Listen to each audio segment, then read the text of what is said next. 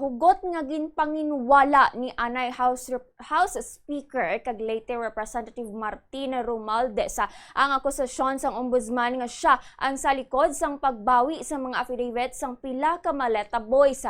Pakayag pa ni Romualdez wala sang kamatuoran ang akusasyon nga ginahaboy batok sa iya kag nagapangita lamang sila sang alegasyon para lamang madalahig ang iya nga pangalan. Suno sa iya ang pagbawi sang maleta boys sa ilang mga ginsumpaan nga pahayag, nagapamatuod lamang nga ginahimo-himo ang mga akusasyon nga naangot sa iya sa ginapahayag nga mga anomalya sa flood control projects. Dugang pa sang kongresista, handa siya nga atubangon ang tanan nga aligasyon kag pamatud-an nga inosente ini.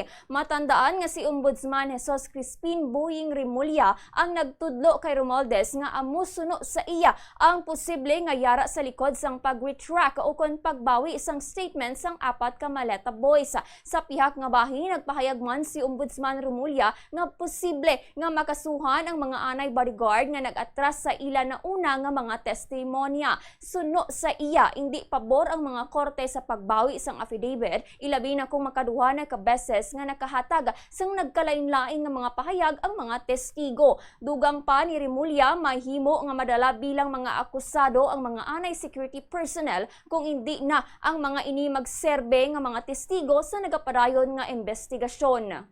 Makikita mo talaga how desperate that camp is to take away the witnesses against them because we have built a solid case already. Siyempre, sino ba? Sino ba? Sino pa ba ibang nakikilabang sa pag-recant yan? O, di ba?